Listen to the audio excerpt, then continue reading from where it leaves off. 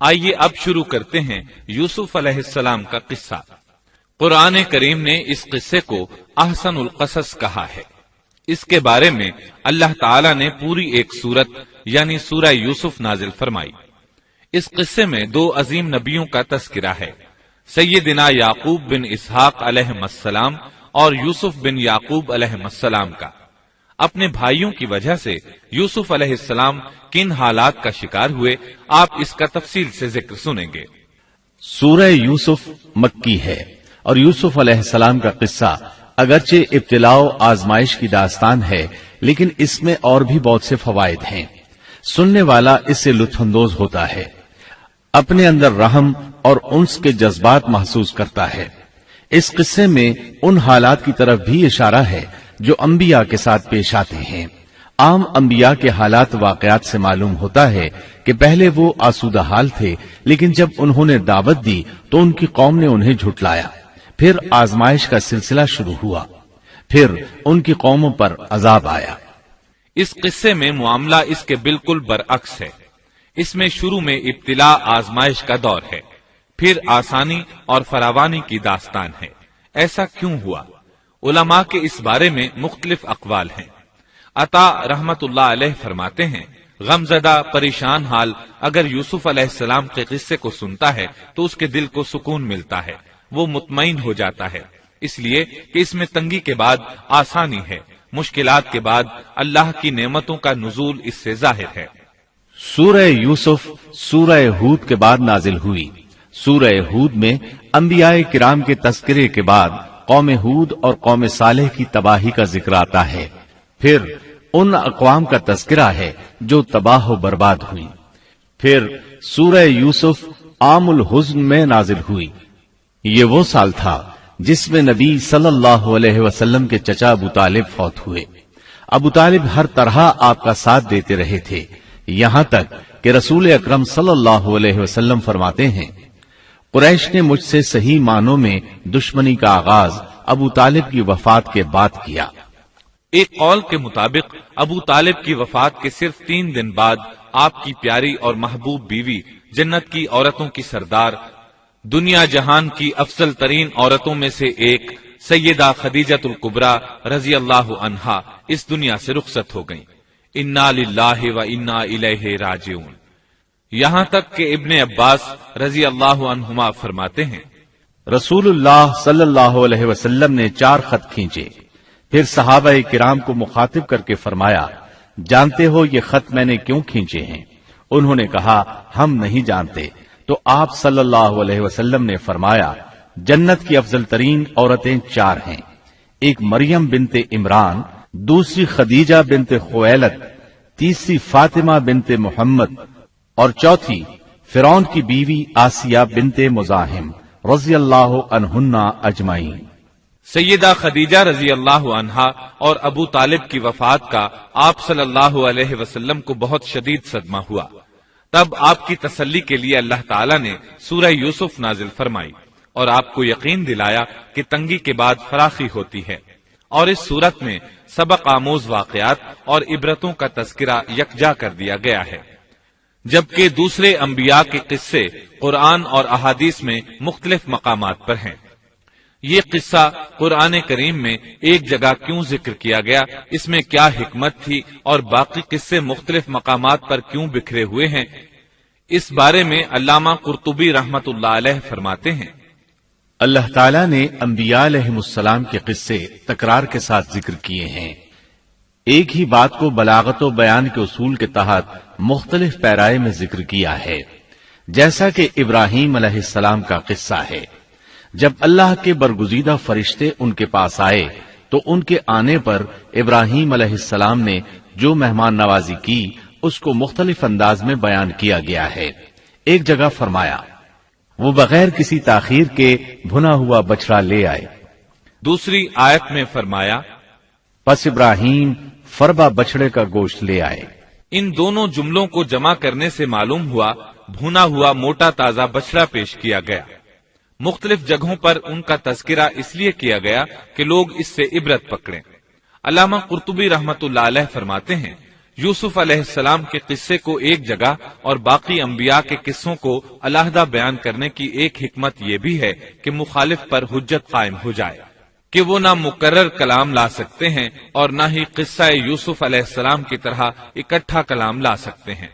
مطلب یہ کہ بلاغت کی ہر قسم میں دشمن پر حجت قائم ہو سکے۔ اللہ تعالی کلام کو مکرر اور غیر مکرر لا کر قرآن کا اعجاز بیان کرنا چاہتے ہیں کہ اللہ چاہیں تو ایک قصے کو ایک ہی جگہ بیان کر دیں، چاہیں تو مختلف جگہوں پر بیان کر دیں۔ کوئی یہ نہ کہہ سکے کہ دیکھو قرآن میں یہ قصہ علیحدہ علیحدہ بیان ہوا ہے، میں اس کو ایک جگہ بیان کر سکتا ہوں، یا اس کے برعکس یہ نہ کہہ سکے کہ قرآن میں تو یہ قصہ ایک ہی جگہ بیان ہوا ہے، میں اس کو الگ الگ کر کے بیان کر سکتا ہوں۔ اب ہم اس قصے کا آغاز کرتے ہیں اور اسی طرح کرتے ہیں جس طرح اس کا آغاز اللہ رب العزت نے کیا ہے۔ شروع اللہ کے نام سے جو بڑا مہربان نہایت رحم والا ہے۔ الف لام را، یہ روشن کتاب کی آیتیں ہیں۔ یقیناً ہم نے اس کتاب کو عربی قرآن بنا کر نازل فرمایا ہے تاکہ تم سمجھ سکو۔ ہم آپ کے سامنے بہترین بیان پیش کرتے ہیں اس قرآن سے جو ہم نے آپ کی جانب وحی کے ذریعے نازل کیا ہے، اور یقیناً آپ اس سے پہلے بے خبروں میں سے تھے۔ قصہ در اصل ایک خبر کے بعد دوسری خبر اور اطلاع در اطلاع کو کہتے ہیں، اور قصص کا اصل قصہ ہے یعنی پیچھے چلنا، جیسا کہ اللہ کی کتاب میں ہے۔ موسیٰ کی والدہ نے ان کی بہن سے کہا کہ تو اس کے پیچھے پیچھے جا، اور قصص کی اصل یہی ہے کہ کسی خبر کا پے در پے آنا۔ اس لیے ارشاد باری تعالی ہے، ہم آپ پر بہترین قصے بیان کرتے ہیں۔ اور یقیناً آپ اس سے پہلے بے خبروں میں سے تھے۔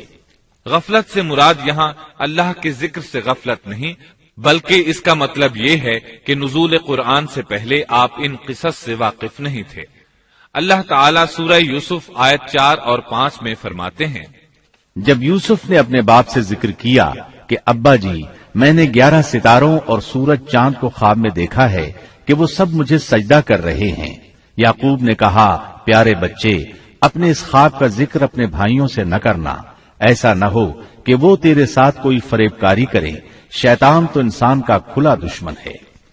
رؤیا سے مراد وہ خواب ہے جس کو انسان نیند کی حالت میں دیکھے، اور رؤیت سے مراد وہ حقیقت ہے جس کو انسان حالت بیداری میں اپنی آنکھوں سے دیکھے۔ تو یوسف علیہ السلام نے خواب میں دیکھا کہ 11 ستارے اور سورج اور چاند انہیں سجدہ کر رہے ہیں۔ یعقوب علیہ السلام خواب کی حقیقت کو جان گئے، اگرچہ آپ خوابوں کی تعبیر نہیں بتاتے تھے، لیکن انہیں علم ہو گیا کہ اس میں یوسف علیہ السلام کی تکریم ہے، اور انہیں یہ بھی علم تھا کہ یوسف علیہ السلام کے بھائی ان سے حسد کرتے ہیں۔ اسی لیے انہوں نے یوسف علیہ السلام سے کہا کہ اپنے بھائیوں کو یہ خواب نہ سنانا۔ یوسف علیہ السلام کے 11 بھائی تھے، بنیامین ان کے سگے بھائی تھے، باقی 6 ایک ماں سے اور 4 2 لونڈیوں سے تھے۔ حقیقی بھائی ان سے حسد نہیں کرتا تھا، وہ عمر میں ان سے چھوٹا تھا، باقی سب ان سے حسد کرتے تھے، اور اس حسد کی وجہ یہ تھی کہ یعقوب علیہ السلام ان سے والہانہ محبت کرتے تھے۔ اسی طرح بنیامین سے بھی انہیں بہت لگاؤ تھا، مطلب یہ کہ ان دونوں سے انہیں زیادہ محبت تھی، اور محبت میں کمی بیشی کوئی بری چیز نہیں، البتہ نبی کریم صلی اللہ علیہ وسلم نے فرمایا، ان میں عدل سے ضرور کام لیں۔ غرض یعقوب علیہ السلام کو ان دونوں سے زیادہ محبت تھی، ان کا دل ان کی طرف زیادہ مائل تھا، یہاں تک کہ لمحہ بھر بھی انہیں نظروں سے اوجھل نہیں کرتے تھے۔ یوسف علیہ السلام کے بھائی جب کھیل کے لیے نکلتے تو یعقوب علیہ السلام فرماتے، یوسف کو یہیں چھوڑ دو، گویا ہر وقت ان کا پہرا دیتے تھے۔ اللہ تعالیٰ سورہ یوسف آیت 6 میں فرماتے ہیں، اور اسی طرح تجھے تیرا پروردگار برگزیدہ کرے گا، اور تجھے معاملہ فہمی یعنی خوابوں کی تعبیر بھی سکھائے گا، اور اپنی نعمت تجھے بھرپور عطا فرمائے گا، اور یعقوب کے گھر والوں کو بھی، جیسے کہ اس نے اس سے پہلے تیرے دادا اور پردادا یعنی ابراہیم و اسحاق کو بھی بھرپور اپنی نعمت دی۔ یقیناً تیرا رب بہت بڑے علم والا اور زبردست حکمت والا ہے۔ یعنی آپ کو منتخب کر لیا اور تمام بھائیوں سے آپ کو چن لیا، اور یعقوب علیہ السلام کے سارے بیٹوں سے آپ کا انتخاب کیا، اور اس دور کے لوگوں میں سے آپ کو نبوت دینے کا ارادہ کیا۔ مزید یہ کہ وہ لوگوں کو خوابوں کی تعبیر بھی بتاتے تھے، اور آیت میں جس نعمت کا ذکر ہے اس سے مراد نبوت کی نعمت ہے، اور یہ قصہ اللہ تعالیٰ نے نصیحت کے لیے ذکر کیا ہے۔ اللہ تعالیٰ سورہ یوسف آیت 7 اور 8 میں فرماتے ہیں، یقیناً یوسف اور اس کے بھائیوں میں دریافت کرنے والوں کے لیے بڑی بڑی نشانیاں ہیں، جبکہ انہوں نے کہا کہ یوسف اور اس کا بھائی بنسبت ہمارے باپ کو بہت زیادہ پیارا ہے، حالانکہ ہم طاقتور جماعت ہیں، کوئی شک نہیں کہ ہمارے ابا سری غلطی میں ہیں۔ کہا جاتا ہے کہ یہودیوں نے نبی کریم صلی اللہ علیہ وسلم سے یوسف علیہ السلام کے قصے کے متعلق سوال کیا تو یہ مکمل صورت انہیں قصہ سنانے کے لیے نازل ہوئی، جبکہ بنی اسرائیل کو یہ مکمل قصہ معلوم نہ تھا، اور جو معلوم تھا وہ بھی تحریف شدہ تھا۔ قرآن ان کی اس تحریف کو واضح کرنے کے لیے بھی نازل ہوا، اور جو بھی بنی اسرائیل کا شخص یا کوئی اور اس کے متعلق پوچھے گا اس کے لیے عبرتیں اور نصیحتیں ہیں۔ یوسف کے بھائیوں نے کہا کہ ہمارا باپ یوسف اور اس کے بھائی سے زیادہ محبت کیوں کرتا ہے، جبکہ ہم ایک جماعت ہیں۔ اپنے باپ کے اس عمل پر اعتراض کیا، اور یقیناً یہ ایک بہت برا گمان تھا۔ ضلال کا معنی گمراہی ہوتا ہے، لیکن کبھی خطا پر بھی بولا جاتا ہے، اور انہوں نے باہمی مشورہ کیا اور سوچ بچار کے بعد یوسف علیہ السلام کے قتل کی تجویز طے ہوئی۔ اللہ تعالیٰ آیت 9 میں فرماتے ہیں، یوسف کو تو مار ہی ڈالو یا اسے کسی نامعلوم جگہ پھینک دو کہ تمہارے والد کا رخ صرف تمہاری طرف ہی ہو جائے، اس کے بعد تم نیک ہو جانا۔ مطلب یہ کہ وہ آپس میں کہنے لگے یوسف کو قتل کر دو۔ اس پر بڑے بھائی یہودا نے مداخلت کی اور کہا قتل بہت سنگین جرم ہے۔ اس پر وہ بولے تب پھر اسے کہیں غائب کر دو تاکہ باپ کی توجہ تمہاری طرف ہو جائے اور یوسف والی رکاوٹ ختم ہو جائے۔ دیکھیے کیسی سوچ ہے، پہلے برائی کریں گے پھر توبہ کریں گے اور نیک بن جائیں گے۔ بھلا کیا ایسا آدمی جو برائی اس نیت سے کرتا ہے بعد میں توبہ کر لے گا، کیا اس کی توبہ قبول ہوگی؟ علماء فرماتے ہیں توبہ کا دروازہ کھلا ہے۔ اللہ تعالیٰ رات کے وقت صدا دیتا ہے کہ دن کو برائی کرنے والے توبہ کر لے، اور دن کو آواز دیتا ہے رات کو برائی کرنے والے توبہ کر لے۔ کوئی توبہ کا دروازہ بند نہیں کر سکتا، یہاں تک کہ انسان جتنی بار بھی گناہ کر کے توبہ کرے اللہ قبول کرتا ہے۔ اس لیے اللہ نے ان کی توبہ قبول کر لی۔ تاہم اس بات سے ڈرنا چاہیے کہ اگر گناہ کرنے کے بعد توبہ کا موقع ہی نہ ملے اور موت آ لے تو کیا ہوگا؟ یہ بات نہایت ہی خوفناک ہے کہ توبہ کا موقع ہی نہ ملے۔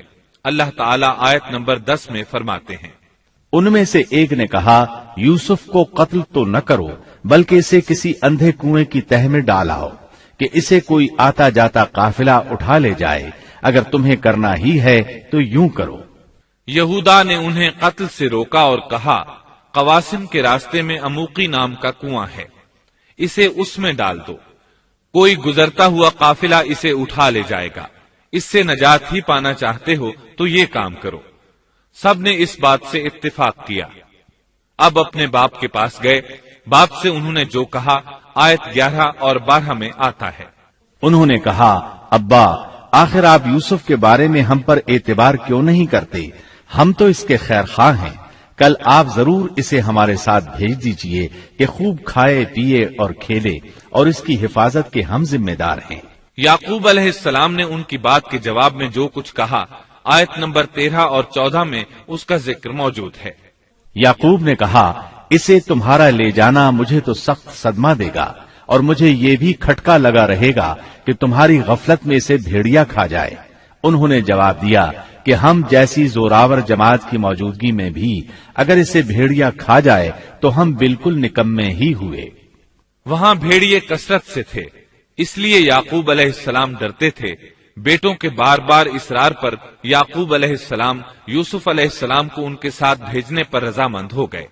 اللہ تعالیٰ آیت 15 میں فرماتے ہیں، پھر جب اسے لے چلے اور سب نے مل کر ٹھان لیا کہ اسے غیر آباد گہرے کنویں کی تہ میں پھینک دیں، ہم نے یوسف کی طرف وحی کی کہ یقیناً وقت آ رہا ہے کہ تو انہیں اس ماجرے کی خبر اس حال میں دے گا کہ وہ جانتے ہی نہ ہوں گے۔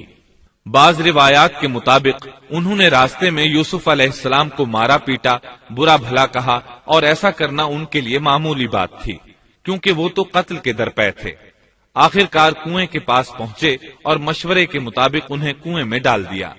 یوسف علیہ السلام کنویں میں ایک پتھر پر گرے، یعنی پانی میں نہ گرے۔ آپ اس پتھر پر بیٹھ گئے۔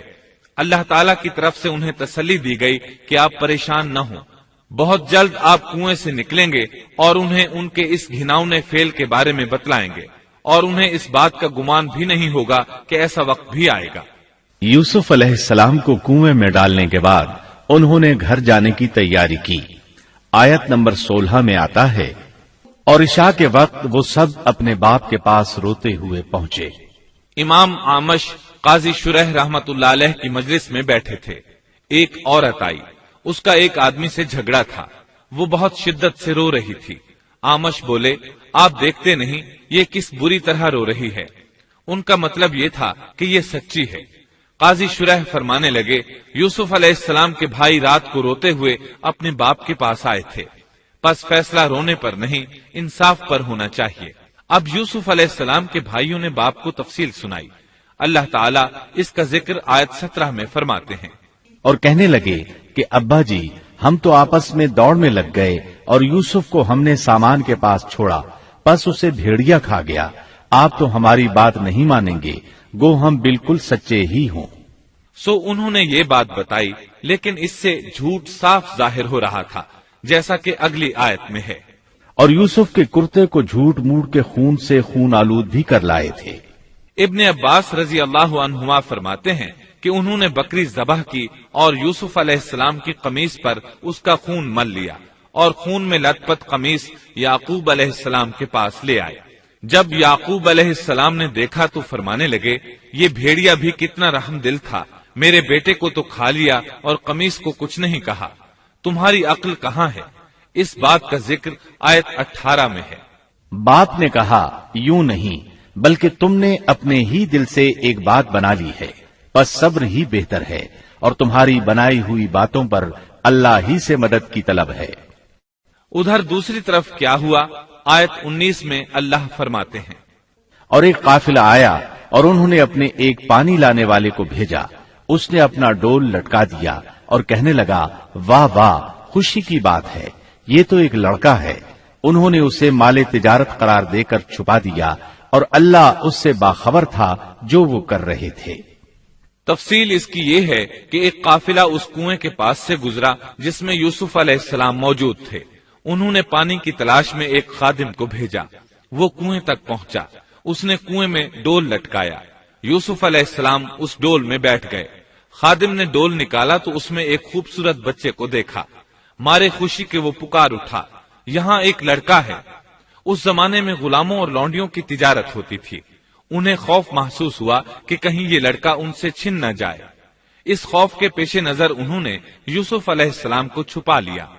انہوں نے یہ بھی سوچا کہ شاید یہ بھاگا ہوا غلام ہے، اگر اس کا مالک آ گیا تو وہ اسے لے جائے گا۔ یہ قافلہ مدائن سے مصر جا رہا تھا۔ جب یہ مصر پہنچے تو انہوں نے یوسف علیہ السلام کو معمولی قیمت میں فروخت کر دیا۔ معمولی قیمت میں فروخت کرنے کی جلدی بھی انہوں نے اسی خیال کے تحت کی کہ کہیں اس کا مالک نہ آ جائے۔ ابن عباس رضی اللہ عنہما فرماتے ہیں کہ انہوں نے یوسف علیہ السلام کو صرف 20 درہم میں بیچ دیا، اور یہ نہایت معمولی قیمت تھی۔ آیت نمبر 21 میں ہے، مصر والوں میں سے جس نے اسے خریدا تھا اس نے اپنی بیوی سے کہا کہ اسے بہت عزت و احترام کے ساتھ رکھو، بہت ممکن ہے کہ یہ ہمیں فائدہ پہنچائے یا اسے ہم اپنا بیٹا ہی بنا لیں۔ یہ شخص مصر کا وزیر خزانہ تھا، بے اولاد تھا۔ اس نے سوچا شاید یہ لڑکا بڑا ہو کر اچھا انسان بنے، لہذا کیوں نہ ہم اسے بیٹا بنا لیں۔ اس طرح یوسف علیہ السلام وزیر خزانہ کے گھر پلے بڑھے۔ وزیر خزانہ عزیز مصر کہلاتا تھا۔ عزیز نے آپ کو بیٹوں کی طرح رکھا۔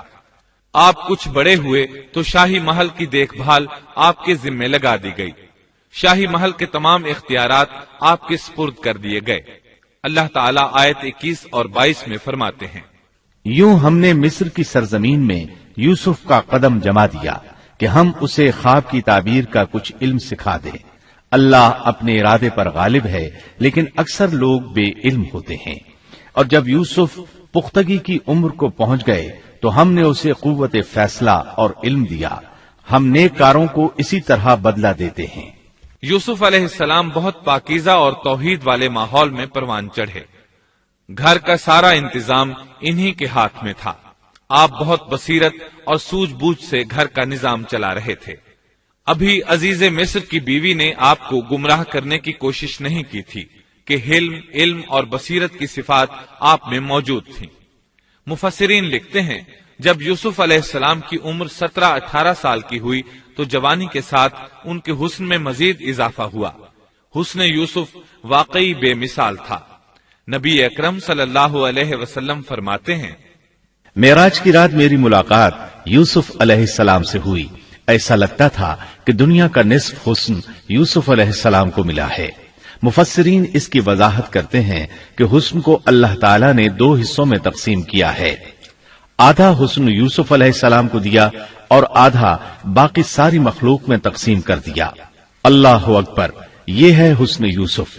और जब यूसुफ के हुस्न की कैफियत ये है तो फिर उसके खालिक के क्या कहने। जब अजीज मिस्र की बीवी ने उनका हुस्न देखा तो बेइख्तियार हो गई। उसके अंदर हैजान पैदा हुआ। उसने यूसुफ अलैहिस्सलाम से बदकारी का इरादा कर लिया।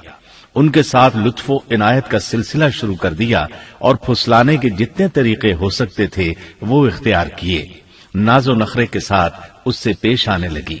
अल्लाह आयत 23 में फरमाते हैं, उस औरत ने जिसके घर में यूसुफ थे, यूसुफ को बहलाना फुसलाना शुरू किया कि वो अपने नफ्स की निगरानी छोड़ दे और दरवाजे बंद करके कहने लगी, लो आ जाओ। यूसुफ ने कहा, अल्लाह की पनाह, वो मेरा रब है, मुझे उसने बहुत अच्छी तरह रखा है। बेइंसाफी करने वालों का भला नहीं होता है।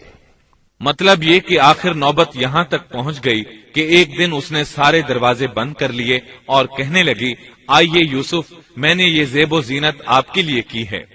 यूसुफ अलैहिस्सलाम फरमाने लगे, अल्लाह की पनाह, ये नामुमकिन है, मैं ऐसा नहीं कर सकता। क्या मैं अपने मालिक की घरवाली से बदकारी करूं जिसने मुझे अपने बेटों की तरह नाजो नेमत में रखा। ये बहुत बड़ा जुल्म है और जालिम लोग फलाह नहीं पा सकते। आपने फौरन इनकार कर दिया, इसलिए कि आप साहिब इल्म थे, साहिब हिल्म थे, बादशाह के मकाम और मर्तबे को जानने के साथ बुराई के नुकसानात से भी बाखबर थे। खुद साहिब फजल थे और अहले फजल के मकाम और मर्तबे से भी वाकिफ थे। कुरान करीम की आयत आपकी तहारत और पाकीज़गी बयान कर रही हैं। आयत 24 में है, उस औरत ने यूसुफ का कस्द किया और यूसुफ उसका कस्द करते अगर वो अपने परवरदिगार की दलील न देखते। यूसुफ अलैहिस्सलाम ने इसका इरादा नहीं किया, यहां तक कि अल्लाह ताला की मेहरबानी से उनके दिल में इस गुनाह का ख्याल तक नहीं आया। अल्लाह ताला ने आखिर आपको इल्म भी दिया था और हिल्म भी। आप बादशाह के मर्तबे से वाकिफ थे, नेक थे, जानते थे जानी कभी फलाह नहीं पा सकता, बल्कि आपने तो फौरन कह दिया, अल्लाह की पनाह, मैं ऐसा हरगिज नहीं कर सकता। इतनी बड़ी आजमाइश में उनके दिल में ख्याल आना मुमकिन था। जैसा कि सख्त गर्मी और प्यास की हालत में किसी को ठंडे पानी का गिलास मिले तो दिल में पानी पी लेने का ख्याल जरूर आता है, लेकिन फिर याद आता है कि वो रोजे से है। लेकिन यूसुफ अलैहिस्सलाम के दिल में तो इतना सा ख्याल भी नहीं आया। इसकी वजह ये थी कि आपने अपने रब की दलील देखी थी। वो दलील क्या थी, इस बारे में मुफस्सिरीन के मुख्तलिफ अक़वाल हैं। बास कहते हैं आपने जिब्राईल अलैहिस्सलाम को देखा, बास कहते हैं आपने याकूब अलैहिस्सलाम को देखा, वो उन्हें उंगली के इशारे से मना कर रहे थे। बाज ने लिखा है कि आपने दरवाजे पर यह लिखा देखा था, बेशक जिना बड़ी बेहयाई और बहुत ही बुरी राह है। बहरहाल ये मुफस्सिरीन और मुअर्रिखीन के अक़वाल हैं। इस बारे में कोई सही हदीस नहीं मिलती। इतना है कि आपने कोई ऐसी चीज देखी जरूर थी जिसकी बिना पर आपको ख्याल तक न आया, और बुरहान अल्लाह ही की तरफ से थी, उसने उन्हें सोचने भी न दिया। अल्लाह आयत नंबर 24 में फरमाते हैं, इस तरह हमने उन्हें इस बुराई और बेहयाई से बचा लिया क्योंकि वो हमारे मुखलिस बंदों में से थे। अल्लाह ने आपको सिर्फ जिना से नहीं बुराई से भी बचा लिया। ये इस बात की दलील है कि आपने इरादा तक नहीं किया। फिर इसी आयत में अल्लाह ने आपको अपना बरगुजीदा बंदा फरमाया اور یہ ممکن ہی نہیں کہ کوئی انسان اللہ کے برگزیدہ بندوں میں سے بھی ہو اور پھر کفر بھی کرے، ہرگز ممکن نہیں۔ انبیاء ایسی باتوں سے پاک رہتے ہیں۔ عزیز مصر کی بیوی نے اصرار کیا، آپ کو مجبور کیا اور لگی چمٹنے تو یوسف علیہ السلام وہاں سے بھاگے۔ عزیز کی بیوی آپ کے پیچھے بھاگی۔ اللہ تعالیٰ نے آیت 25 میں اس واقعے کو یوں بیان فرمایا ہے، اور دونوں دروازے کی طرف دوڑے، اور اس عورت نے یوسف کا کرتا پیچھے کی طرف سے کھینچ کر پھاڑ ڈالا، اور دروازے کے پاس ہی عورت کا شوہر دونوں کو مل گیا، تو کہنے لگی، جو شخص تیری بیوی کے ساتھ برا ارادہ کرے بس اس کی سزا یہی ہے کہ اسے قید کر دیا جائے یا اور کوئی دردناک سزا دی جائے۔ سیدنا یوسف علیہ السلام خود کو بچانے کے لیے دروازے کی طرف دوڑ پڑے تھے، یہ پیچھے دوڑی، دروازہ بند تھا۔ ابھی آپ دروازہ کھولنے کی کوشش کر رہے تھے کہ اس نے پیچھے سے آپ کی قمیص پکڑ لی، جھٹکا جو لگا تو قمیص پیچھے سے پھٹ گئی۔ اسی دوران دروازہ کھل گیا اور عزیز مصر اندر داخل ہوا۔ اس نے یہ منظر اپنی آنکھوں سے دیکھا کہ اس کی بیوی زیب و زینت کے ساتھ بن سنور کر یوسف علیہ السلام کے بالکل پیچھے کھڑی ہے۔ اسی وقت اس نے خود کو الزام سے بچانے کے لیے کہہ دیا، جو تیری بیوی کے ساتھ برائی کا ارادہ رکھتا ہے اس کا کیا بدلہ ہے؟ پھر خود ہی کہنے لگی، اسے قید خانے میں بند کر دینا چاہیے۔ ایسا اس نے اس لیے کہا کہیں وہ یوسف علیہ السلام کو قتل نہ کر دے۔ ادھر یوسف علیہ السلام نے بھی فوراً اپنا دفاع کیا اور کہا، میں مجرم نہیں بلکہ یہ ساری کارستانی اس کی اپنی ہے۔ آیت 26 اور 27 میں ہے۔ یوسف نے کہا، یہ عورت ہی مجھے پھسلا رہی تھی، اور عورت کے قبیلے ہی کے ایک شخص نے گواہی دی کہ اگر اس کا کرتا آگے سے پھٹا ہوا ہو تو عورت سچی ہے اور یوسف جھوٹ بولنے والوں میں سے ہے، اور اگر اس کا کرتا پیچھے کی جانب سے پھٹا ہوا ہو تو عورت جھوٹی ہے اور یوسف سچوں میں سے ہے۔ یہ گواہ کون تھا؟ اس بارے میں دو قسم کی روایات ہیں۔ پہلی روایت یہ ہے کہ وہ دودھ پیتا بچہ تھا، اس نے کہا کہ اس عورت نے بہکایا ہے اور یہ اللہ کا معجزہ تھا۔ دوسری روایت یہ ہے کہ عزیز مصر کے ساتھ اس کا چچا زاد تھا، اس نے کہا، قمیص دیکھو کہاں سے پھٹی ہے، پیچھے سے پھٹی ہے تو یوسف سچے، اور آگے سے پھٹی ہے تو پھر وہ سچی ہے، یوسف جھوٹے ہیں۔ آیت نمبر 28 میں آتا ہے، سو جب خاوند نے دیکھا کہ یوسف کا کرتا پیٹھ کی جانب سے پھٹا ہوا ہے تو صاف کہہ دیا کہ یہ تو عورتوں کی چال بازی ہے، بے شک تمہاری چال بازی بہت بڑی ہے۔ سید قطب کہتے ہیں، عزیز مصر ان لوگوں میں سے تھا جن کے نزدیک شرف کی کوئی قیمت نہیں تھی۔ اگر اس میں غیرت ہوتی تو اس کا خون کھولتا، وہ عورت پر برہم ہوتا، لیکن اس نے غصے کے بغیر کہا۔ آیت 29 میں ہے، یوسف اب اس بات کو جانے دو، اور اے عورت تو اپنے گناہ سے توبہ کر، بے شک تو گناہ گاروں میں سے ہے۔ اس کے علاوہ اس نے کوئی اور بات نہ کی، یہاں تک کہ یوسف علیہ السلام کو گھر ہی میں رہنے دیا، جدا بھی نہ کیا۔ لیکن پھر یہ خبر شہر میں آگ کی طرح پھیل گئی، عورتیں طرح طرح کی باتیں کرنے لگیں، لوگ عزیز مصر کی بیوی کو تانے دینے لگے۔ آیت 30 میں ہے، اور شہر کی عورتوں میں چرچا ہونے لگا کہ عزیز مصر کی بیوی اپنے جوان غلام کو اپنا مطلب نکالنے کے لیے بہلانے پھسلانے میں لگی رہتی ہے، اس کے دل میں یوسف کی محبت بیٹھ گئی ہے، ہمارے خیال میں تو وہ سری گمراہی میں ہے۔ یہ چرچا ہونے لگا کہ عزیز مصر کی بیوی ایک غلام کے ساتھ برائی پر تل گئی، اگر کسی آزاد کے ساتھ ایسا کرتی تو معاملہ اور تھا، غلام سے محبت کر بیٹھی، یہ تو اس نے بے وقوفی کی انتہا کر دی، اس طرح اسے خوب برا بھلا کہا گیا۔ یہ خبر عزیز مصر کی بیوی تک بھی پہنچ گئی۔ آیت 31 میں ہے، اس نے جب ان عورتوں کی پرفریب مکارانہ باتیں سنی تو انہیں بلوا بھیجا اور ان کے لیے ایک مجلس مرتب کی، اور ان میں سے ہر ایک کو چھری دی اور کہا، اے یوسف ان کے سامنے چلے آؤ۔ ان عورتوں نے جب اسے دیکھا تو بہت بڑا جانا اور اپنے ہاتھ کاٹ لیے، اور زبان سے نکل گیا کہ اللہ کی پناہ، یہ انسان تو ہرگز نہیں، یہ تو یقیناً کوئی بہت ہی بزرگ فرشتہ ہے۔ وضاحت اس کی یہ ہے کہ اس عورت نے اپنے گھر میں ایک دعوت کا انتظام کیا، تمام عورتوں کو اس دعوت میں بلایا، دعوت کا انتظام اس طرح کیا کہ سب کے لیے ایک تکیہ لگایا، پھل سامنے رکھے اور ہر ایک کو ایک ایک چھری تھما دی. ساتھ ہی یوسف علیہ السلام سے کہا کہ مجلس میں آ جائیں.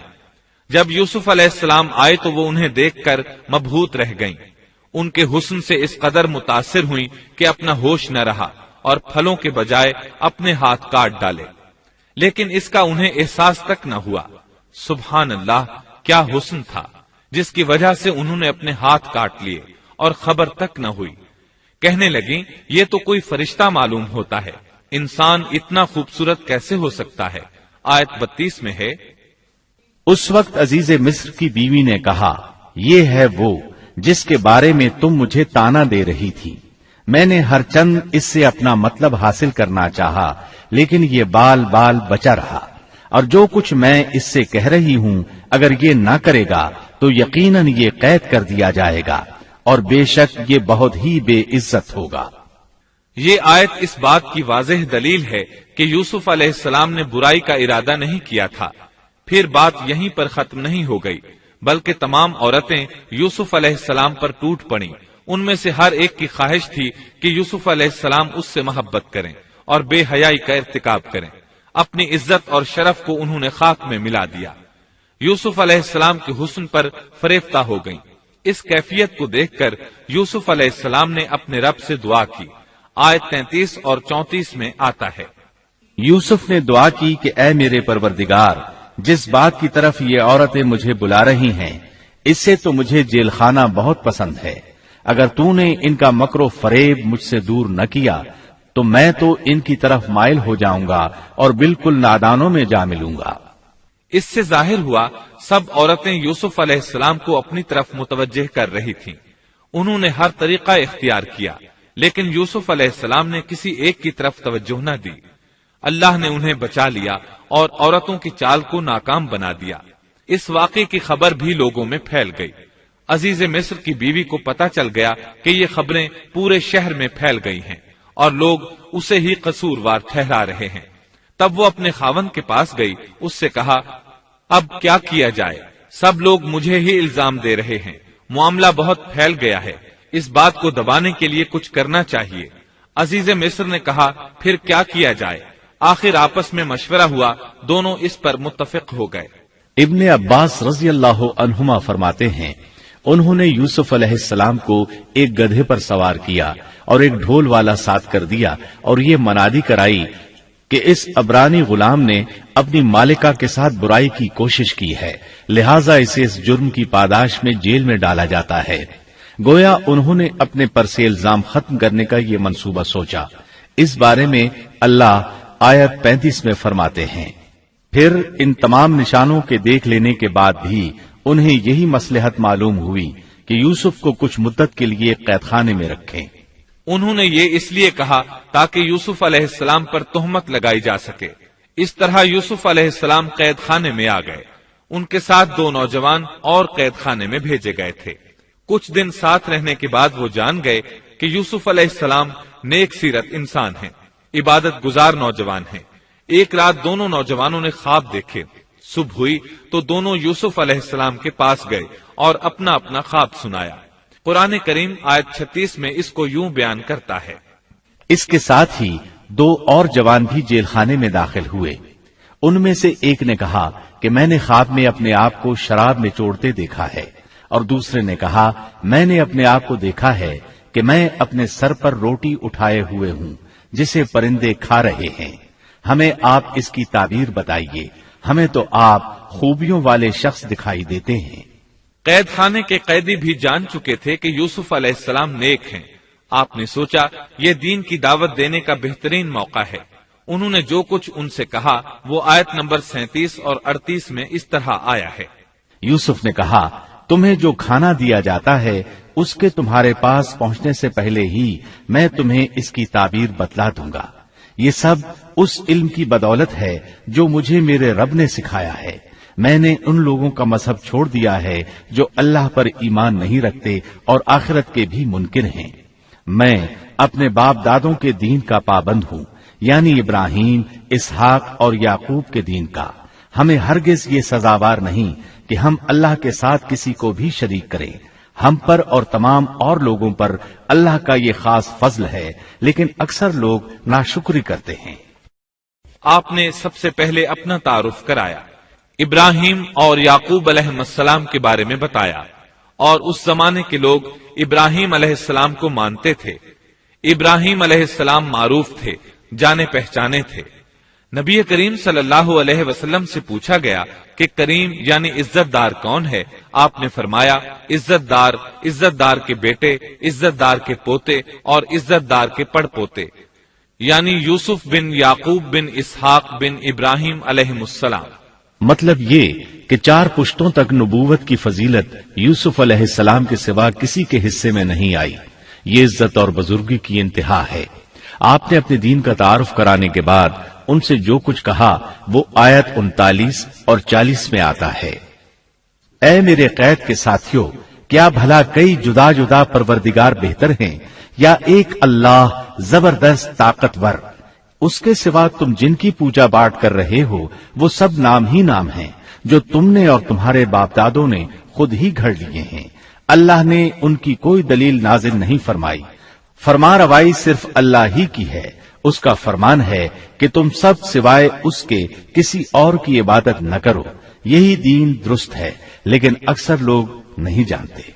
پھر یوسف علیہ السلام نے انہیں خواب کی تعبیر بتائی۔ اس کا ذکر سورہ یوسف آیت 41 میں ہے۔ اے میرے قید خانے کے رفیقو، تم دونوں میں سے ایک تو اپنے بادشاہ کو شراب پلانے پر مقرر ہو جائے گا، لیکن دوسرا سولی دیا جائے گا اور پرندے اس کا سر نوچ نوچ کھائیں گے۔ تم دونوں جس کے بارے میں تحقیق کر رہے تھے اس کام کا فیصلہ کر دیا گیا۔ تعبیر سن کر وہ قیدی کہنے لگے، ہم نے اس طرح خواب نہیں دیکھا۔ جس کے قتل کی تعبیر بتائی گئی تھی وہ تو خاص طور پر کہنے لگا، میں نے یہ خواب نہیں دیکھا۔ اس پر یوسف علیہ السلام نے فرمایا، یہ اللہ کا فیصلہ ہے، تبدیل نہیں ہو سکتا۔ پھر آپ نے دوسرے قیدی سے فرمایا، اور جس کی نسبت یوسف کا گمان تھا کہ ان دونوں میں سے یہ چھوٹ جائے گا، اس سے کہا کہ اپنے بادشاہ سے میرا ذکر بھی کر دینا۔ پھر اسے شیطان نے اپنے بادشاہ سے ذکر کرنا بھلا دیا اور یوسف نے کئی سال قید خانے ہی میں کاٹے۔ پھر اسی طرح ہوا، ایک کو پھانسی پر چڑھا دیا گیا، دوسرا بادشاہ کو شراب پلانے پر مقرر ہوا، لیکن وہ یوسف علیہ السلام کا ذکر کرنا بھول گیا۔ اللہ تعالیٰ آیت 42 میں فرماتے ہیں، شیطان نے اسے بھلا دیا۔ اس آیت کی تفسیر بعض مفسرین نے یہ کی ہے کہ شیطان نے یوسف علیہ السلام کو اپنے رب یعنی اللہ تعالیٰ کی یاد سے غافل کر دیا، اور انہوں نے ایک بندے سے چاہا کہ وہ اپنے رب یعنی شاہ مصر سے ان کا تذکرہ کر کے ان کی رہائی کی کوشش کرے۔ اس لیے اللہ تعالیٰ نے ان کو یہ سزا دی کہ وہ کئی سال تک جیل میں پڑے رہے۔ یہ تفسیر بالکل غلط ہے۔ درست یہ ہے کہ فَأَنْسَاهُ کی ضمیر اس شخص کی طرف لوٹتی ہے جس کے متعلق یوسف علیہ السلام کا گمان تھا کہ وہ رہائی پانے والا ہے، اور اس آیت کے معنی یہ ہیں کہ شیطان نے اس شخص کو اپنے آقا سے یوسف علیہ السلام کا ذکر کرنا بھلا دیا، جیسا کہ علامہ ابن کثیر اور دیگر مفسرین نے اسی طرح کہا ہے۔ انس رضی اللہ عنہ سے مروی یہ روایت کہ اللہ تعالیٰ نے یوسف علیہ السلام کی طرف وحی کی کہ اے یوسف، تجھے تیرے بھائیوں سے کس نے نجات دی؟ فرمایا، اے اللہ، آپ نے۔ اللہ نے پھر پوچھا، یوسف، تجھے کنویں سے کس نے نکالا؟ انہوں نے جواب دیا، اللہ، آپ نے۔ اللہ تعالیٰ نے پھر پوچھا، یوسف، تجھے عورتوں سے کس نے بچایا؟ کہا، اللہ، آپ نے۔ اب اللہ نے فرمایا، پھر اب اللہ کے سوا کسی اور سے نجات کیوں طلب کرتے ہو؟ یہ روایت عقل اور نقل دونوں کے خلاف ہے، کیونکہ تکالیف و مصائب سے خلاصی کے لیے دنیاوی اسباب اختیار کرنا جائز ہے، جیسا کہ سورۃ المائدہ میں اللہ تعالیٰ فرماتے ہیں کہ نیکی اور تقوی کے کاموں میں ایک دوسرے کا تعاون کرو، اور یوسف علیہ السلام کا رہائی پانے والے شخص سے اپنی رہائی کے متعلق بادشاہ سے بات کرنے کو کہنا اس آیت کے عین مطابق ہے، اور ایسا کرنا توکل علی اللہ کے خلاف نہیں۔ لہذا مذکورہ بیان کردہ روایت جس طرح سند کے اعتبار سے کمزور ہے، اسی طرح مفہوم کے اعتبار سے بھی قرآن کے خلاف ہے۔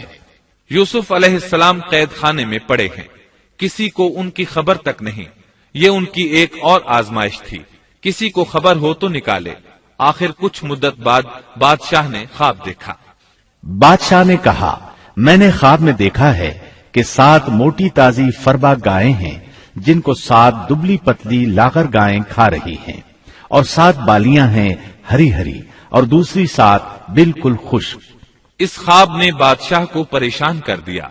उसने कहा, ए दरबारियों, मेरे इस ख्वाब की ताबीर बतलाओ अगर तुम ख्वाब की ताबीर दे सकते हो। उन्होंने जवाब दिया, ये तो उड़ते उड़ाते परेशान ख्वाब हैं और ऐसे शोरीदा परेशान ख्वाबों की ताबीर जानने वाले हम नहीं।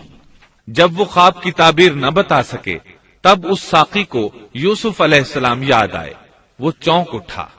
उन 2 कैदियों में से जो रिहा हुआ था उसे मुद्दत के बाद याद आ गया और कहने लगा, मैं तुम्हें इसकी ताबीर बतला दूंगा, मुझे जाने की इजाजत दीजिए। कैद खाना शहर से बाहर था। उन्होंने उसे उधर रवाना कर दिया। वो जेल पहुंचा, यूसुफ अलैहिस्सलाम से मिला और बोला, ए यूसुफ, ए बहुत बड़े सच्चे, आप हमें इस ख्वाब की ताबीर बतलाइए कि 7 मोटी ताजी गायें हैं जिन्हें 7 दुबली पत्ती गायें खा रही हैं, और 7 बिल्कुल सब्ज खोशे हैं और 7 ही दूसरे बिल्कुल खुश्क हैं, ताकि मैं वापस जाकर उन लोगों से कहूं ताकि वो सब जान लें। तब यूसुफ अलैहिस्सलाम ने ख्वाब की ताबीर बताई। यूसुफ ने जवाब दिया कि तुम 7 साल तक पै दर पै लगातार हस्बे आदत गल्ला बोया करना और फसल काट कर उसे बालियों समेत ही रहने देना, सिवाय अपने खाने की थोड़ी सी मिकदार के।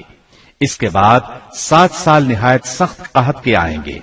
वो उस गल्ले को खा जाएंगे जो तुमने उनके लिए जखीरा रख छोड़ा था, सिवाय उस थोड़े से गल्ले के जो तुम महफूज करके रखोगे। आपने सिर्फ ख्वाब की ताबीर नहीं बताई बल्कि इलाज भी बताया। इसके बाद एक और बात भी बताई। इसके बाद जो साल आएगा उसमें लोगों पर खूब बारिश बरसाई जाएगी और वो उसमें शीरे अंगूर भी खूब निचोड़ेंगे। साकी बहुत तेजी से वापस गया, बादशाह को पूरी तफसील बताई। तब बादशाह ने कहा, यूसुफ को मेरे पास लाओ। बादशाह का कासिद वापस आया और आपसे कहा, बादशाह आपको बुला रहा है। यूसुफ अलैहिस्सलाम ने कहा, मैं कैद खाने से नहीं निकलूंगा। नबी करीम सल्लल्लाहु अलैहि वसल्लम फरमाते हैं, अल्लाह यूसुफ अलैहिस्सलाम पर रहम फरमाए, उन्होंने किस हद तक सब्र किया। उनकी जगह मैं होता और मुझे कैद खाने से निकलने के लिए कहा जाता तो मैं फौरन बाहर निकल जाता।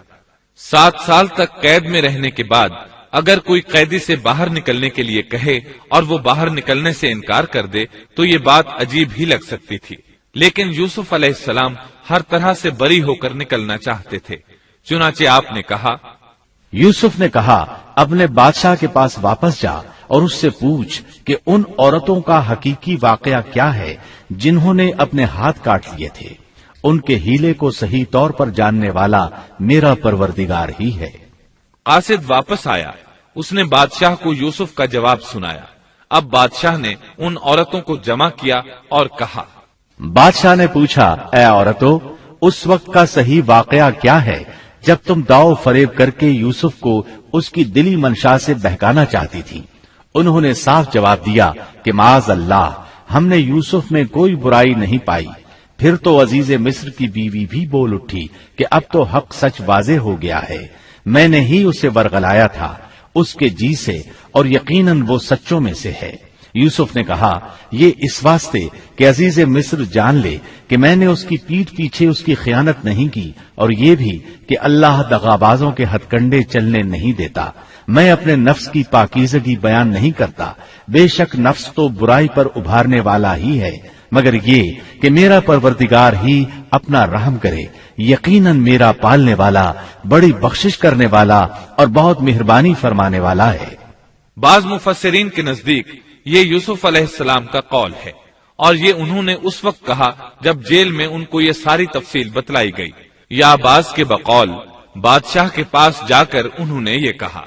बाज मुफस्सिरीन के नजदीक ये भी अजीज मिस्र की बीवी ही का कौल है, और मतलब ये है कि यूसुफ की गैर मौजूदगी में भी उसे गलत तौर पर तोहमत लगाकर खयानत का इर्तिकाब नहीं करती, बल्कि अमानत के तकाजों को सामने रखते हुए अपनी गलती का एतराफ करती हूँ। या ये मतलब है कि मैंने यूसुफ को फुसलाने की कोशिश जरूर की, लेकिन वाकया ये है कि अपने खावन की खयानत नहीं की और किसी बड़े गुनाह में वाक़ नहीं हुई। हाफिज इब्ने कसीर ने इसी कौल को तरजीह दी है, اور اسے سیاق و معانی کے اعتبار سے زیادہ مناسب اور موزوں قرار دیا ہے۔ آیت 54 میں اللہ تعالیٰ فرماتے ہیں، بادشاہ نے کہا اسے میرے پاس لاؤ کہ میں اسے اپنے خاص کاموں کے لیے مقرر کر لوں۔ پھر جب اس سے بات چیت کی تو کہنے لگا کہ آپ ہمارے ہاں آج سے ذی عزت اور امانت دار ہیں۔ تب یوسف علیہ السلام بولے، یوسف نے کہا آپ مجھے ملک کے خزانوں پر مقرر کر دیجئے، میں حفاظت کرنے والا اور باخبر ہوں۔ اسی طرح ہم نے یوسف کو ملک کا قبضہ دے دیا کہ وہ جہاں کہیں چاہے رہے سہے، ہم جسے چاہیں اپنی رحمت پہنچا دیتے ہیں، ہم نیکوکاروں کا ثواب ضائع نہیں کرتے، یقیناً ایمانداروں اور پرہیزگاروں کو اخروی اجر بہت ہی بہتر ہے۔ بادشاہ نے یوسف علیہ السلام کو ملک کا مکمل اختیار دے دیا، اور ایک روایت میں ہے اس نے کہا، یوسف میرا اختیار اب صرف کرسی تک محدود ہے۔ اس طرح تمام معاملات یوسف علیہ السلام کے اختیار میں آ گئے اور خیر و برکت کے سال شروع ہو گئے۔ یوسف علیہ السلام نے ان سالوں سے خوب فائدہ اٹھایا، ہر طرف بھلائی ہی بھلائی ہو گئی، غلے کی فراوانی ہو گئی، جس طرح یوسف علیہ السلام چاہتے تھے اسی طرح خرچ کیا جاتا تھا۔ پھر اس طرح 7 سال ختم ہو گئے اور قحط کے سال شروع ہو گئے۔ اس قحط نے نہ صرف مصر کو بلکہ فلسطین وغیرہ کے علاقوں کو بھی اپنی لپیٹ میں لے لیا۔ اب چونکہ مصر بہت زیادہ خوشحال تھا، یوسف علیہ السلام نے 7 سال تک غلے کو بچا بچا کر رکھا تھا، اس لیے لوگ مصر آنا شروع ہو گئے۔ فلسطین میں بھی غلہ ختم ہو گیا۔ یعقوب علیہ السلام اور ان کے بیٹوں تک بھی قحط کے اثرات پہنچ گئے، بلکہ ان کے علاقے میں قحط شدید ہو گیا۔ تلاش کے باوجود غلہ نہیں ملتا تھا، ملتا بھی تھا تو بہت مہنگا۔ فلسطین میں خبر پہنچی کہ مصر کا بادشاہ پرانی قیمت پر غلہ دے رہا ہے۔ یہ خبر اس لیے پہنچی کہ یوسف علیہ السلام پرانی قیمت پر غلہ فروخت کر رہے تھے، چنانچہ فلسطین سے غلہ خریدنے کے لیے قافلے مصر آنے لگے۔ یوسف علیہ السلام پرانی قیمت پر غلہ ضرور دیتے، لیکن ایک آدمی کو صرف اتنا دیتے جتنا ایک اونٹ اٹھا سکتا، اس سے زیادہ نہ دیتے، تاکہ تاجر لوگ مال سٹاک کر کے مہنگا نہ بیچیں۔ اس لیے جو غلہ خریدتا تھا اس کے لیے ضروری تھا کہ اپنے گھر والوں کو ساتھ لائے۔ یوسف علیہ السلام ہر ایک سے پوچھتے تمہارے گھر کے کتنے افراد ہیں، انہیں ساتھ لے کر آؤ، اور اس طرح یوسف علیہ السلام کے بھائیوں نے بھی مصر جانے کا ارادہ کر لیا۔ قرآن مجید میں اس کا تذکرہ یوں آیا ہے، یوسف کے بھائی آئے اور یوسف کے پاس گئے تو اس نے انہیں پہچان لیا اور انہوں نے اسے نہ پہچانا۔ یوسف علیہ السلام نے گندم دینے سے پہلے پوچھا، تم کون ہو، کہاں سے آئے ہو، تم جاسوس لگتے ہو۔ وہ قسمیں کھانے لگے۔ آپ نے پوچھا، تمہارا باپ کون ہے، تم کتنے بھائی ہو، کیا تمہارا کوئی اور بھائی بھی ہے، تمہارا کوئی بھائی فوت تو نہیں ہو گیا؟ اس طرح آپ نے ان سے مکمل تفصیل پوچھی، انہوں نے اپنے بارے میں بتا دیا۔ آپ نے ان سے کہا، اور جب اس نے ان کے لیے سامان تیار کر دیا تو کہا کہ تم میرے پاس اپنے اس بھائی کو بھی لانا جو تمہارے باپ کی طرف سے ہے۔ کیا تم نے نہیں دیکھا کہ میں پورا ناپ کر دیتا ہوں، اور میں ہوں بھی بہترین مہمانی کرنے والوں میں۔ آپ نے ان سے یہ بھی کہا، پس اگر تم اسے میرے پاس لے کر نہ آئے تو میری طرف سے تمہیں کوئی ناپ بھی نہ ملے گا، بلکہ تم میرے قریب بھی نہ پھٹکنا۔ انہوں نے کہا، اچھا، ہم اس کے والد سے تذکرہ کریں گے اور پوری کوشش کریں گے۔ پھر یوسف علیہ السلام نے اپنے غلاموں سے کہا اور اپنے خدمتگاروں سے کہا کہ ان کی پونجی انہی کی بوریوں میں رکھ دو کہ جب لوٹ کر اپنے اہل و عیال میں جائیں اور پونجیوں کو پہچان لیں تو بہت ممکن ہے کہ یہ پھر لوٹ آئیں۔ دراصل یوسف علیہ السلام چاہتے تھے کسی طرح وہ دوبارہ آئیں۔ انہیں یہ خدشہ محسوس ہوا کہ ممکن ہے دوبارہ آنے کے لیے ان کے پاس رقم نہ ہو اور یہ غلہ خریدنے نہ آئیں، اس لیے ان کی قیمت ان کے سامان میں رکھ دی تاکہ وہ دوبارہ آئیں۔ جب یہ گھر پہنچے تو سامان کھولنے سے پہلے باپ سے کہا، جب یہ لوگ لوٹ کر اپنے والد کے پاس گئے تو کہنے لگے، ہم سے تو غلے کا پیمانہ روک لیا گیا، اب آپ ہمارے ساتھ ہمارے بھائی کو بھیجیے کہ ہم پیمانہ بھر کر لائیں، ہم اس کی نگہبانی کے ذمہ دار ہیں۔ یعنی انہوں نے کہا کہ آئندہ ہمیں غلہ اسی صورت میں ملے گا جب ہم اپنے چھوٹے بھائی بنیامین کو ساتھ لے جائیں گے۔ اس پر یعقوب علیہ السلام نے فرمایا، یعقوب نے کہا کہ مجھے تو اس کی بابت تمہارا بس ویسا ہی اعتبار ہے جیسا اس سے پہلے اس کے بھائی کے بارے میں تھا، بس اللہ ہی بہترین حافظ ہے اور وہ سب مہربانوں سے بڑا مہربان ہے۔ مطلب یہ کہ یعقوب علیہ السلام نے ان کی بات ماننے سے انکار کر دیا۔ اس کے بعد جب انہوں نے اپنا سامان کھولا تو کیا دیکھا؟ جب انہوں نے اپنا سامان کھولا تو انہوں نے اپنا سرمایہ موجود پایا جو ان کی جانب لوٹا دیا گیا تھا۔ کہنے لگے، اے ہمارے باپ، ہمیں اور کیا چاہیے؟ دیکھیے تو یہ ہمارا سرمایہ بھی ہمیں واپس لوٹا دیا گیا ہے۔ ہم اپنے خاندان کو غلہ لا دیں گے اور اپنے بھائی کی نگرانی رکھیں گے اور ایک اونٹ کا پیمانہ زیادہ لائیں گے، یہ ناپ تو بہت آسان ہے۔ جب یعقوب علیہ السلام نے یہ معاملہ دیکھا اور ان کا اصرار بڑھا تو سوچ میں پڑ گئے کہ معاملہ کچھ اور معلوم ہوتا ہے، پس انہیں اللہ تعالی کی طرف سے الہام ہوا کہ ساتھ بھیج دیجیے۔ یعقوب نے کہا، میں تو اسے ہرگز ہرگز تمہارے ساتھ نہ بھیجوں گا جب تک کہ تم اللہ کو بیچ میں رکھ کر مجھے قول و قرار نہ دو کہ تم اسے میرے پاس پہنچاؤ گے، سوائے اس ایک صورت کے کہ تم سب گرفتار کر لیے جاؤ۔ جب انہوں نے پکا قول و قرار دیا تو انہوں نے کہا، ہم جو کچھ کہتے ہیں اللہ اس پر نگہبان ہے۔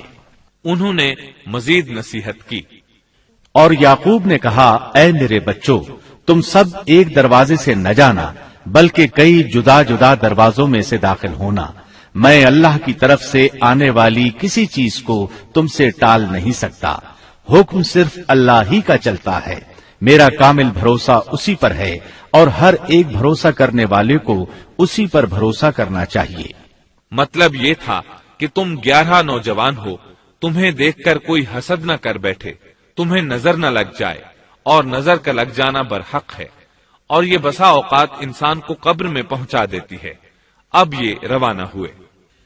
جب وہ انہی راستوں سے جن کا حکم ان کے والد نے انہیں دیا تھا گئے، کچھ نہ تھا کہ اللہ نے جو بات مقرر کر دی ہے وہ اس سے انہیں ذرا بھی بچا لے، مگر یعقوب کے دل میں ایک خیال پیدا ہوا جسے اس نے پورا کر لیا۔ بلا شبہ وہ ہمارے سکھلائے ہوئے علم کا عالم تھا، لیکن اکثر لوگ نہیں جانتے۔ مطلب یہ کہ انسان کی کوشش کے باوجود تقدیر اپنا کام دکھا جاتی ہے۔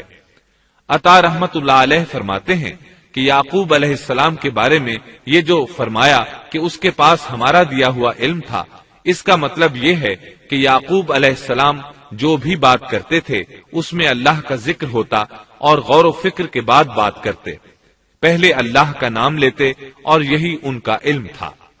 یوسف علیہ السلام کے بھائی گئے اور دربار میں حاضر ہوئے۔ آپ نے معمول کے مطابق ان کی رہائش کا انتظام کیا، ہر دو کو ایک کمرہ دیا۔ اس طرح بنیامین اکیلے بچ گئے۔ یوسف علیہ السلام نے فرمایا، چلو اسے ادھر میرے پاس چھوڑ جاؤ۔ جب وہ چلے گئے تو یوسف علیہ السلام نے انہیں گلے سے لگا لیا۔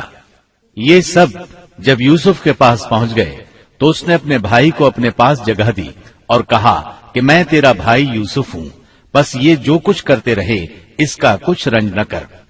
مطلب یہ کہ وہ بنیامین کو بھی ستاتے رہے۔ اس کے بعد یوسف علیہ السلام نے کیا کیا، اس کا ذکر سورہ یوسف آیت 70 تا 77 میں سنیے۔ پھر جب انہیں ان کا سامان اسباب ٹھیک ٹھاک کر کے دیا تو اپنے بھائی کے سامان میں پانی پینے کا پیالہ رکھ دیا۔ پھر ایک آواز دینے والے نے پکار کر کہا کہ اے قافلے والو، تم لوگ تو چور ہو۔ انہوں نے ان کی طرف منہ پھیر کر کہا کہ تمہاری کیا چیز کھوئی گئی ہے؟ جواب دیا کہ شاہی پیالہ گم ہے، جو اسے لے آئے اسے ایک اونٹ کے بوجھ کا غلہ ملے گا۔ اس وعدے کا میں ضامن ہوں۔ انہوں نے کہا، اللہ کی قسم، تم کو خوب علم ہے کہ ہم ملک میں فساد پھیلانے کے لیے نہیں آئے اور نہ ہم چور ہیں۔ انہوں نے کہا، اچھا چور کی کیا سزا ہے اگر تم جھوٹے ہو؟ جواب دیا کہ اس کی سزا یہی ہے کہ جس کے اسباب میں سے پایا جائے وہی اس کا بدلہ ہے۔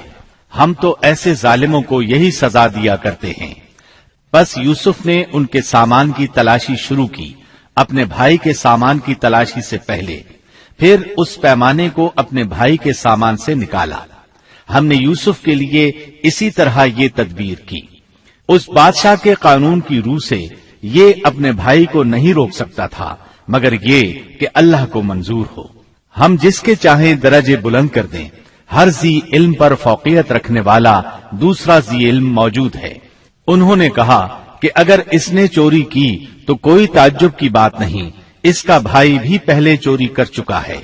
یوسف نے اس بات کو اپنے دل میں رکھ لیا اور ان کے سامنے بالکل ظاہر نہ کیا، کہا کہ تم بڑے بدقماش ہو اور جو تم بیان کرتے ہو اسے اللہ ہی خوب جانتا ہے۔ اب وہ بادشاہ یعنی یوسف علیہ السلام کی منت سماجت کرنے لگے۔ انہوں نے کہا کہ اے عزیز مصر، اس کے والد بڑی عمر کے بالکل بوڑھے شخص ہیں، آپ اس کے بدلے ہم میں سے کسی کو لے لیجئے، ہم دیکھتے ہیں کہ آپ بڑے نیک نفس ہیں۔ یوسف نے کہا کہ ہم نے جس کے پاس اپنی چیز پائی ہے اس کے سوا دوسرے کی گرفتاری کرنے سے اللہ کی پناہ چاہتے ہیں، ایسا کرنے سے تو ہم یقیناً ناانصافی کرنے والے ہو جائیں گے۔ جب وہ اس سے مایوس ہو گئے تو تنہائی میں بیٹھ کر مشورہ کرنے لگے۔ ان میں جو سب سے بڑا تھا اس نے کہا، تمہیں معلوم نہیں کہ تمہارے والد نے تم سے اللہ کی قسم لے کر پختہ قول قرار لیا ہے اور اس سے پہلے یوسف کے بارے میں تم کوتاہی کر چکے ہو، پس میں تو اس سرزمین سے نہ ٹلوں گا جب تک کہ والد صاحب خود مجھے اجازت نہ دیں یا اللہ میرے اس معاملے کا فیصلہ کر دے، وہی بہترین فیصلہ کرنے والا ہے۔ تم سب والد صاحب کی خدمت میں واپس جاؤ اور کہو کہ ابا جی، آپ کے صاحبزادے نے چوری کی اور ہم نے وہی گواہی دی تھی جو ہم جانتے تھے، ہم کچھ غیب کی حفاظت کرنے والے نہ تھے۔ آپ اس شہر کے لوگوں سے دریافت فرما لیں جہاں ہم تھے اور اس قافلے سے بھی پوچھ لیں جس کے ساتھ ہم آئے ہیں، اور یقیناً ہم بالکل سچے ہیں۔ یعقوب نے کہا، یہ تو نہیں بلکہ تم نے اپنی طرف سے بات بنا لی، بس اب صبر ہی بہتر ہے، قریب ہے کہ اللہ ان سب کو میرے پاس ہی پہنچا دے، وہی علم و حکمت والا ہے۔ پھر یعقوب علیہ السلام رونے لگے اور کہنے لگے، پھر ان سے منہ پھیر لیا اور کہا، ہائے یوسف۔ ان کی آنکھیں بوجہ رنج و غم کے سفید ہو چکی تھیں اور وہ غم کو دبائے ہوئے تھے۔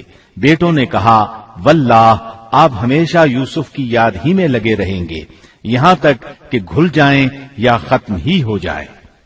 اس پر یعقوب علیہ السلام نے کہا، انہوں نے کہا کہ میں تو اپنی پریشانیوں اور رنج کی فریاد اللہ ہی سے کر رہا ہوں، مجھے اللہ کی طرف سے وہ باتیں معلوم ہیں جو تم نہیں جانتے۔ میرے پیارے بچوں، تم جاؤ اور یوسف کی اور اس کے بھائی کی پوری طرح تلاش کرو اور اللہ کی رحمت سے نا امید نہ ہو، یقیناً رب کی رحمت سے نا امید وہی ہوتے ہیں جو کافر ہوتے ہیں۔ اب ان کے پاس غلہ خریدنے کے لیے سامان تجارت بہت کم تھا، وہ تھوڑا سا سامان لے کر پھر یوسف علیہ السلام کے پاس گئے۔ پھر جب یہ لوگ یوسف کے پاس پہنچے تو کہنے لگے کہ اے عزیز، ہم کو اور ہمارے خاندان کو دکھ پہنچا ہے، ہم حقیر پونجی لائے ہیں، بس آپ ہمیں پورے غلے کا ناپ دیجئے اور ہم پر خیرات کیجئے، اللہ خیرات کرنے والوں کو بدلہ دیتا ہے۔ اب برادران یوسف ان کے سامنے رسوائی کے درجے تک پہنچ گئے، چنانچہ یوسف علیہ السلام نے انہیں زیادہ پریشان کرنا مناسب نہ سمجھا اور اپنا مکمل تعارف کروا دیا۔ یوسف نے کہا، جانتے بھی ہو کہ تم نے یوسف اور اس کے بھائی کے ساتھ اپنی نادانی کی حالت میں کیا کیا؟ انہوں نے کہا، واقعی تو ہی یوسف ہے۔ جواب دیا کہ ہاں میں یوسف ہوں اور یہ میرا بھائی ہے، اللہ نے ہم پر فضل و کرم کیا۔ بات یہ ہے کہ جو بھی پرہیزگاری اور صبر کرے تو اللہ کسی نیکوکار کا اجر ضائع نہیں کرتا۔ انہوں نے کہا، اللہ کی قسم، اللہ نے تجھے ہم پر برتری دی ہے اور یہ بھی بالکل سچ ہے کہ ہم خطا کار تھے۔ جواب دیا، آج تم پر کوئی ملامت نہیں ہے، اللہ تمہیں بخشے، وہ سب مہربانوں سے بڑا مہربان ہے۔ میرا یہ کرتا تم لے جاؤ اور اسے میرے والد کے منہ پر ڈال دو کہ وہ دیکھنے لگیں اور اپنے خاندان کو میرے پاس لے آؤ۔ وہ قمیص لے کر یعقوب علیہ السلام کی طرف چل دیے۔ جو ہی مصر سے چلے یعقوب علیہ السلام نے خوشبو محسوس کر لی۔ جب یہ قافلہ جدا ہوا تو ان کے والد نے کہا کہ مجھے تو یوسف کی خوشبو آ رہی ہے، اگر تم مجھے بے وقوف نہ کہو۔ وہ کہنے لگے کہ واللہ آپ اپنے اسی پرانے خط میں مبتلا ہیں۔ جب خوشخبری دینے والے نے پہنچ کر ان کے منہ پر وہ کرتا ڈالا، اسی وقت وہ پھر سے بینا ہو گئے۔ کہا کیا میں تم سے نہ کہا کرتا تھا کہ میں اللہ کی طرف سے وہ باتیں جانتا ہوں جو تم نہیں جانتے؟ انہوں نے کہا ابا جی آپ ہمارے لیے گناہوں کی بخشش طلب کیجئے، بے شک ہم قصوروار ہیں۔ کہا اچھا میں جلد ہی تمہارے لیے اپنے پروردگار سے بخشش مانگوں گا، وہ بہت بڑا بخشنے والا اور نہایت مہربانی کرنے والا ہے۔ پھر سارا خاندان یوسف علیہ السلام کے پاس آیا۔ جب یہ سارا گھرانہ یوسف کے پاس پہنچ گیا تو یوسف نے اپنے ماں باپ کو اپنے پاس جگہ دی اور کہا اللہ کو منظور ہے تو آپ سب امن و امان کے ساتھ مصر میں آؤ، اور اپنے تخت پر اپنے ماں باپ کو اونچا بٹھایا اور سب اس کے سامنے سجدے میں گر گئے۔ تب کہا کہ ابا جی یہ میرے پہلے کے خواب کی تعبیر ہے، میرے رب نے اسے سچا کر دکھایا، اس نے میرے ساتھ بڑا احسان کیا جبکہ مجھے جیل خانے سے نکالا اور آپ لوگوں کو صحرا سے لے آیا۔ اس اختلاف کے بعد جو شیطان نے مجھ میں اور میرے بھائیوں میں ڈال دیا تھا، میرا رب جو چاہے اس کے لیے بہترین تدبیر کرنے والا ہے، اور وہ بہت علم و حکمت والا ہے۔ اے میرے پروردگار تو نے مجھے کچھ حکومت عطا فرمائی اور مجھے خواب کی تعبیر سکھلائی۔ اے آسمانوں اور زمین کے پیدا کرنے والے، تو ہی دنیا و آخرت میں میرا ولی اور کارساز ہے۔ تو مجھے اسلام کی حالت میں فوت کر اور نیکوں میں ملا دے۔